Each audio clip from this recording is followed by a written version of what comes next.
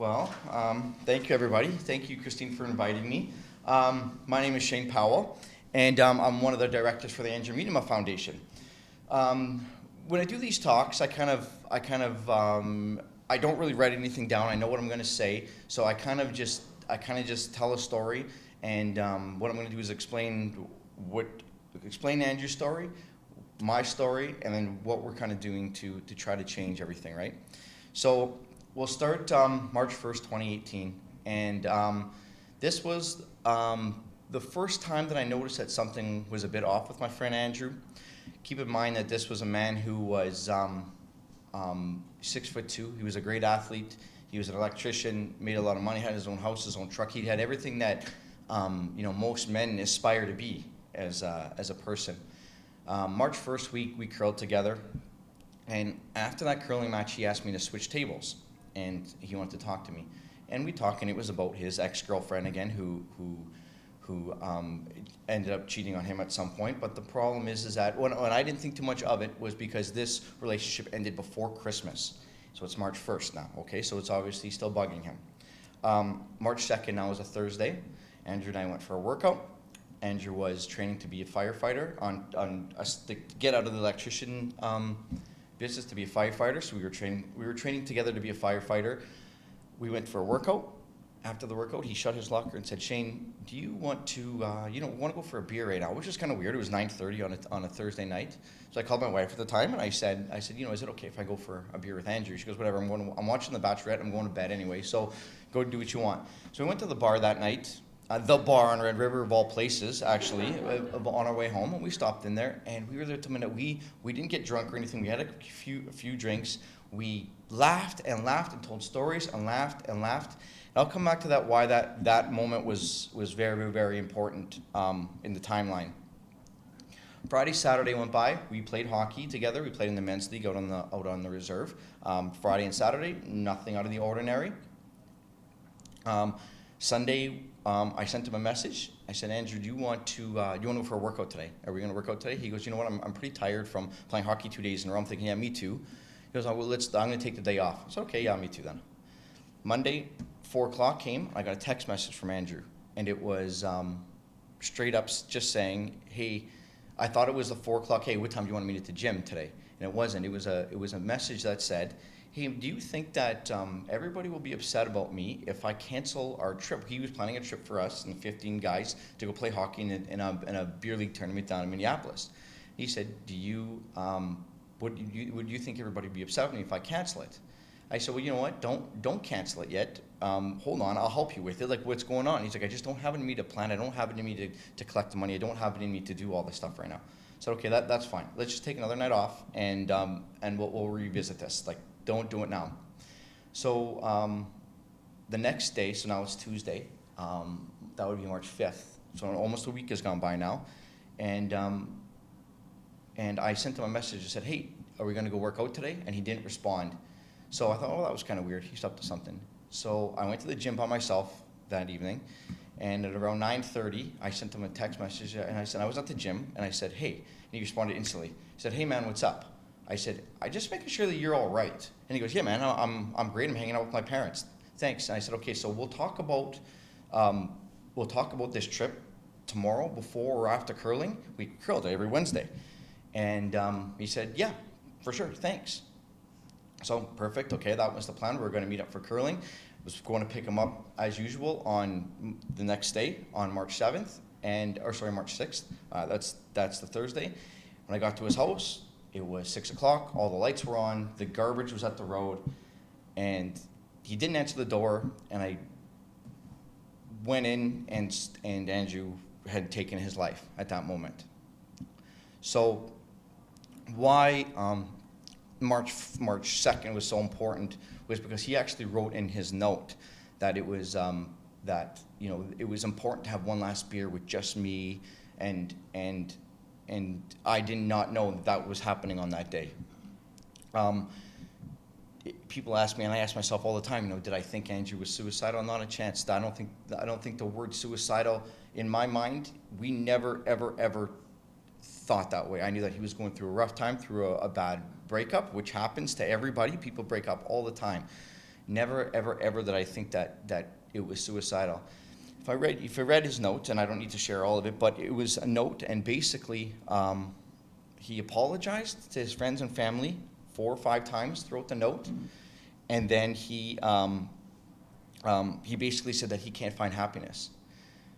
It hurts me that line hurt me because he defined himself as a single man instead of everything else that he has to offer in this life. So now, Andrew and I, we curled together, we worked out together, we played hockey together, we did it all together. That was over in that instant. The second I walked in that house and walked downstairs and saw what I saw. Make things worse, I had to call his parents now. And then his parents don't have everybody's phone numbers. And now I'm making these phone calls that I've never done before in my life. No one in my family has really passed away other than my grandmother. No one has died, instantaneously like that. I was not prepared for that. But here I am as a man, and it happened. We went from planning a trip to planning Andrew's eulogy, essentially. Sorry. So now here we are, and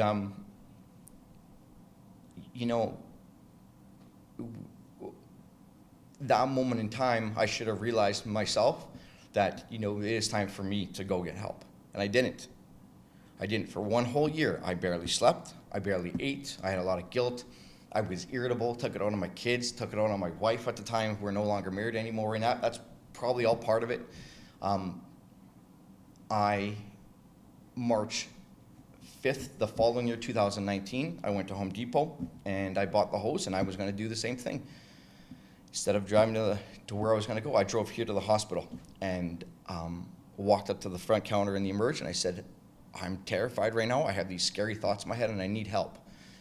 And they took me in for 5 days and set me up with a therapist, with psychiatrists, with antidepressants, and started the new path that I was on. It took me 1 whole year to do.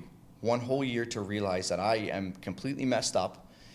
And it's weird because you get these comments coming to you of, I would talk about Andrew often, as I do today, and I do still talk about him often. Actually, I was telling Christine, I literally ran into his parents 15 minutes ago.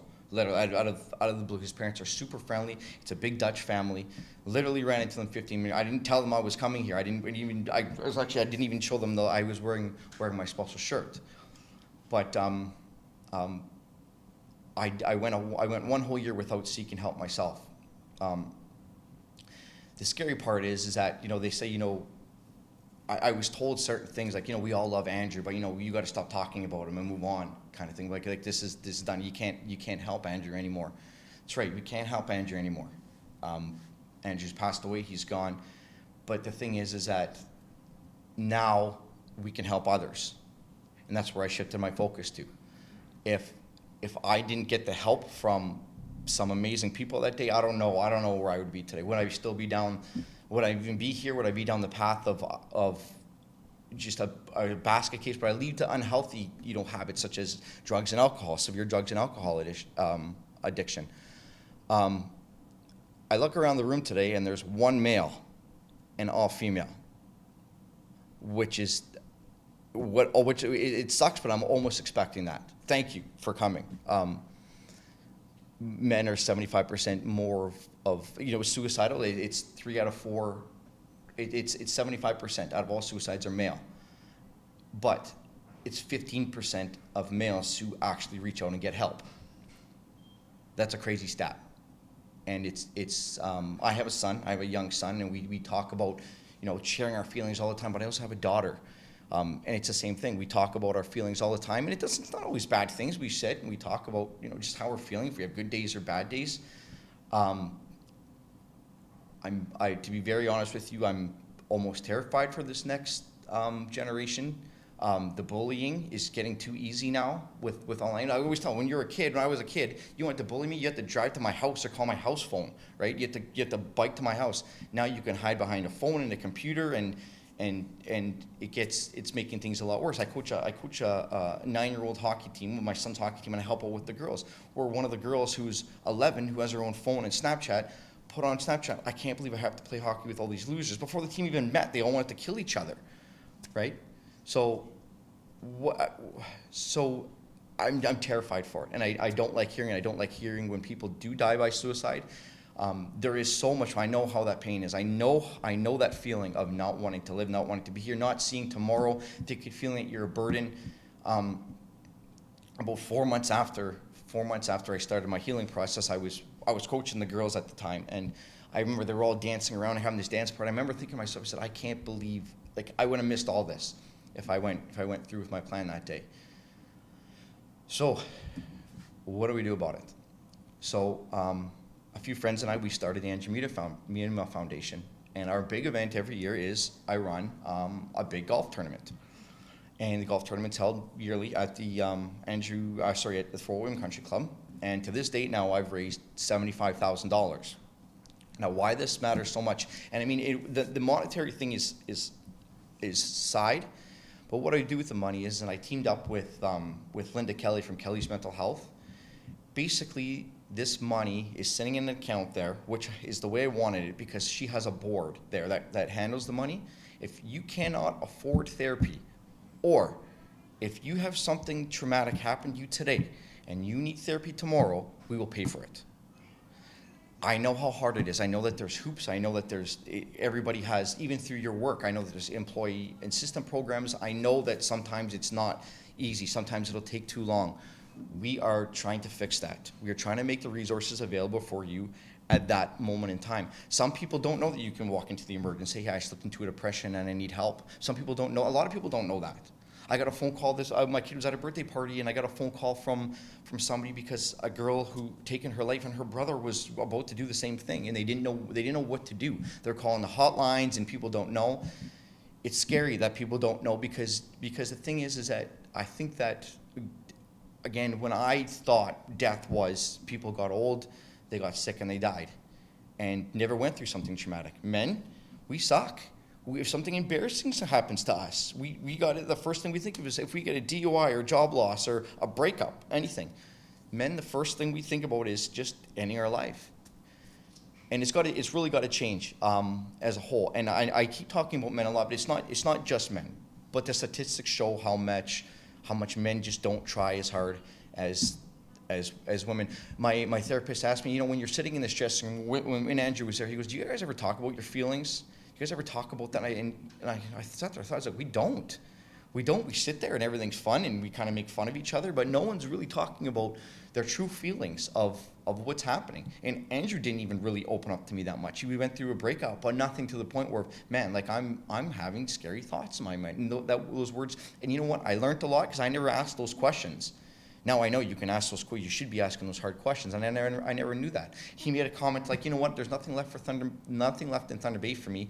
I think I'm going to move to Calgary. And me as a supportive friend saying, yeah, we'll sell your house if we fix it up. We'll sell your house, and it'll be good. You'll make a ton of money on it. Not asking those questions. I got a friend right now. His name is Justin, and he's one of the best friends you could ever have because he will challenge all your unhealthy thinking, and that's something that a therapist will do as well. And men, supportive men, just don't do that to each other normally. Women, the way that you guys can get together and talk and badmouth people, that's amazing.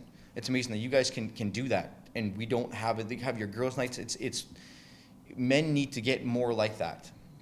But on the other hand, we still do have females taking their life.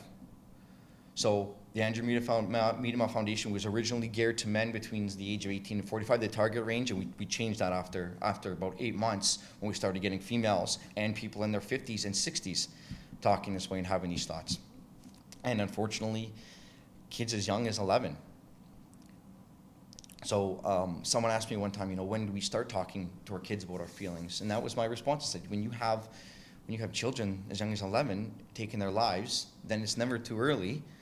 You have kids and you have grandkids, and they're young and naive and they're innocent, and they need us as adults. And my kids needed me, and for that year, as much as I gave them a lot, I was not the man, I was not the father, I was not anything that I absolutely wanted or needed to be at that time. My kids were young and they're naive, and I was going down a slippery slope. So I understand why people cope with the heavy alcoholism, and I never did any of that. I was coping with irritability, not sleeping, not eating. When you're not sleeping, you're not eating, everything falls apart. Everything falls apart, and that's a rule of thumb. As humans, we need to sleep, we need to eat. And so yeah, so where we are now is I just dropped off another check to Linda Kelly for another $15,000 in her account, and it's open there. She's got it on her website. It's advertised for everybody.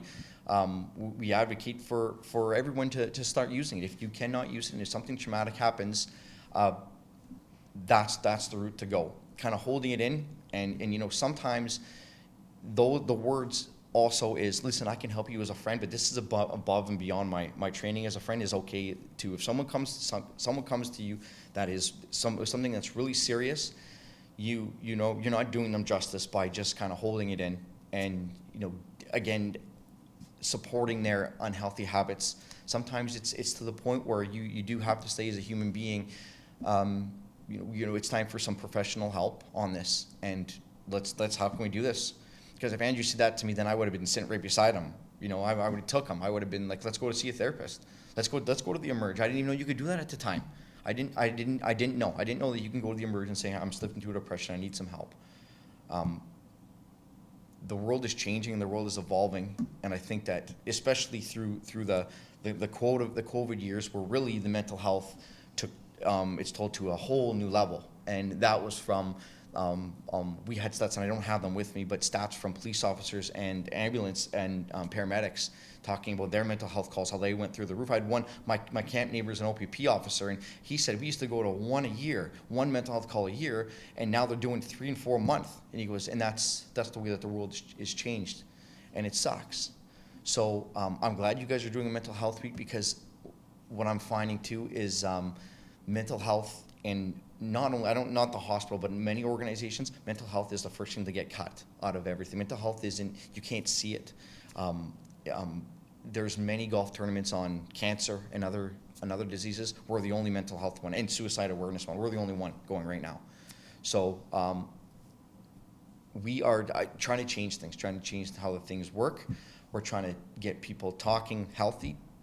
We want people knowing. You should hear me the way I talk to my friends now. If they ask me any questions, I full-blown talk about, my therapy. I still go to a therapist, and I'll go for the rest of my life.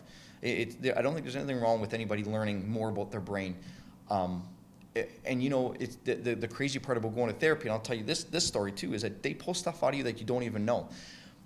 When I was talking to my therapist, and I would say things like, everybody's laughing at me, or nobody this, or I went out in public one time soon after my separation, and I left because I was like, everybody's laughing, everybody's staring at me. And my therapist said to me, she goes, Shane, at the very end of the session, she goes, I want you to look up, I want you to take this home now. She goes, you have what's called dichotomous thinking. You use the words everybody and nobody so much that it's not true. Like, not everybody's laughing at you. And I know it's a figure of speech, but it needs to, you kind of need to. So I watched some videos, and I was like, holy cow. Like, I can't believe this was pulled out of me, out of a session not even tied to this, right? So you learn about yourself. You learn about yourself all the time. I know therapy is expensive. I know not everybody has coverage. I know everybody doesn't have full coverage. So how many, you don't even have to answer that. If you are an employee here, if you're a boss or a supervisor, it's also important not only to pick up on those signs, but what I'm finding is that maybe some more mental health quote unquote policies. Like, I work for the federal government, and we didn't have much. We had a mental health first aid course everybody had to take, but as I'm now integrated into the mental health as a volunteer basis into the mental health community, I'm learning that the med school to get out of first year med school now, you need to take a safe talk course, which is the talk on suicide. I'm hearing now that the Ontario Hockey League is making it mandatory for all players to come into the league. You have to take a safe talk course. You have to talk about, because of how hard it is even as an athlete to come out of what happens when you stop playing hockey, right? And it's scary, and we can get into the brain injury side of things, but I don't know too much about it. But it's still all connected, and as a society, and especially at the hospital, you guys see things firsthand about the mental illness, and it's just so important to get people the help they need, and that's what we're working towards. It sucks it took Andrew to die for me to think this way. I don't even know if I said the word suicide 5 times in my life before Andrew died, and now I say it all the time, and we can't be afraid to say it, and that's that's the thing, I was reading an article and they said when Terry Fox started his run for cancer, cancer was unknown. You don't say the word cancer. Cancer was like having leprosy, and you don't put it on a score. Now look at these comes home and Terry Fox run for cancer and it's on billboards and stuff like that. Like that was never a thing before. So I think that we got a long way to go in the world, but we're trending in the right direction, especially having these mental health weeks and days and stuff like that. And I really, really, really appreciate you inviting me here so I can tell the story. And this is something that isn't private knowledge. You can tell others that account is there at Kelly's Mental Health, because that's the only way to kind of change and stop the ripple effect, because that ripple effect of suicide is huge. My therapist told me that the second Andrew died, that I was 8%. There's 8 times more likely now that myself and his family were going to die of suicide, right? And you hear about that, but I didn't believe it, and I never even believed it when it was happening to me. I never even saw it. Looking back now, holy cow, it was super obvious, and my friends at the time didn't even know how to react to it, right? So here we are, 5.5 years later, and I sit back, and I was at a wedding this past summer, and I remember thinking, I was standing there, I was sitting there, my friends were getting married, and I thought, I wonder if Andrew would have been married and kids by now. But that very day, he didn't see that. That very day, there was no future for him. But I thought that I wonder if Andrew would have. I try not to think about that anymore because that hurts even more. But when you don't see tomorrow, it is not a snap out of it thing. It is not. It is truly something that we as a community, and I can't say enough about this community supporting me in my golf tournament. People who I never ever thought would, and that's all on our website. The people who have stepped up and who have someone affected by suicide and looking to make a difference. I couldn't do what I do without them. The golfers aside, the golf tournament, it is what it is. But it's the community part, it's the awareness part, and the news came out and did an interview and they put that, and I was very very grateful for everything that we've done. So I do appreciate you inviting me to talk, and I hope that I was able to get something across from my points, because like I said, we have next generations coming up, and I don't know what it's going to look like for them, but I don't want to say it's only going to get worse. I'm hoping that more avenues are open for kids and for us as adults, because if we can't take care of ourselves first, we can't take care of the younger generations, and that's just fact. I guess I can open up the questions if anybody has any questions, and I'm fully open on anything. You can ask anything you want. I know it's a hard topic, but it's something that I've been talking about for the past 5 years, and it's not. There's nothing. The first step was letting your guard down. And that's what I had to do, and I wish I did that, right after Andrew died, and maybe things would have gone a little bit differently, but it is what it is. You can't dwell on that. There's another thing, too, that my therapist, that day that Andrew died, my life completely changed, right? There was no more, I couldn't even go to the gym for almost 1.5 years until someone was like, come, you gotta try. I'm like, nope, I want nothing to do with it. There was the curling, hockey, everything stopped on that day. But the only thing is that the world is still turning, right? And there's one thing I learned one of my first therapy session is that, something traumatic happened to me, but at the end of the day, I'm still responsible for my own actions. I'm still responsible for my irritability. If I walked out of here and I shot somebody and I went to the judge like, sorry, I was depressed that day, the judge is going to be like, 30 years, you're not, it's just an excuse. It's not a reason. You still know right from wrong, right?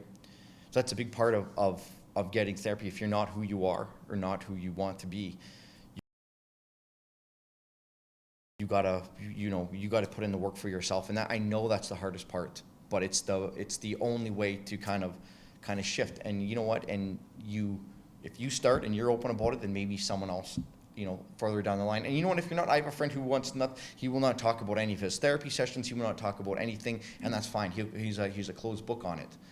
But then the position I'm in, I felt that it was only important to talk about it a little bit more, to the point where where we are hoping to make a really big difference. The money is getting spent like crazy, so that $75,000 is before I dropped that check off, they were back down to $3,000 again. So it's people are using it, which is amazing to hear.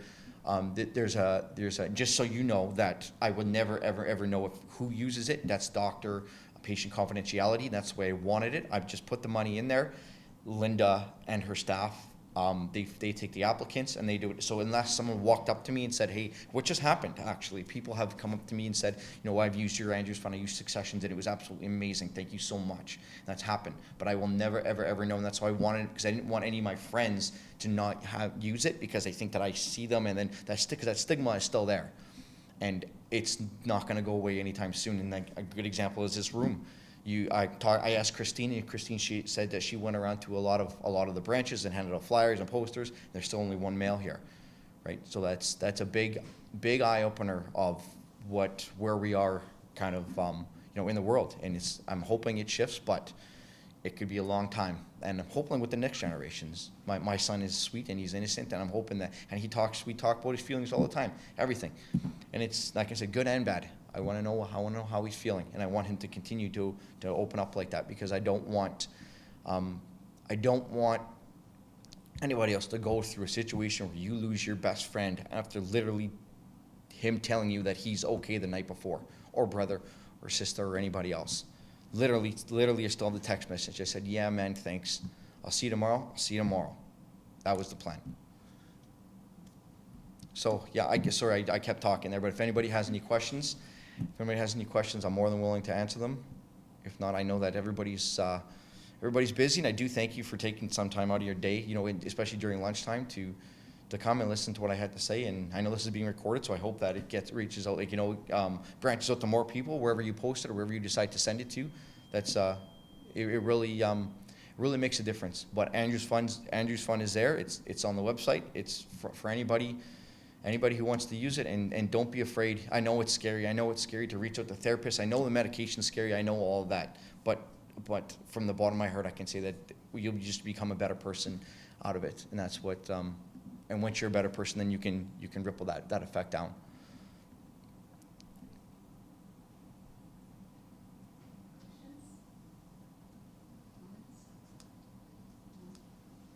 For sure. I just want to say I can't think of a better way for you to use funds to make a difference than what you're doing. Thank you. I could not think of a better way, and I work for the foundation here. And I just want you to know that what you're doing is making a bigger impact than you probably think it is. So keep it up. I appreciate that. There were some options before, and some people like, hey, do you want to take your number, take the, we can spend $10,000 and put the suicide hotline on buses. I'm like, you know what? I can probably call my friend and get that done for free. So we don't need to do something along those lines. Let's do it. It goes right into, and that's another thing when we talk to the sponsors, is your sponsorship is going right into someone else's pocket who absolutely needs it, and that's what we're doing. So I appreciate that, and I hope that a part of me is hopes that you don't need to use it, or you don't know someone, but a part of me is like, use it. Absolutely, that's what it's there for. It's not something that's in a budget where if you don't use it, you don't get it the next year. We're feeding it, and that's, yeah. So if you know anybody, make sure you know that Andrews Fund is there, and we're just going to keep growing and keep moving along from there. Yeah. Great, thank you very much. So much. Yes, thank you.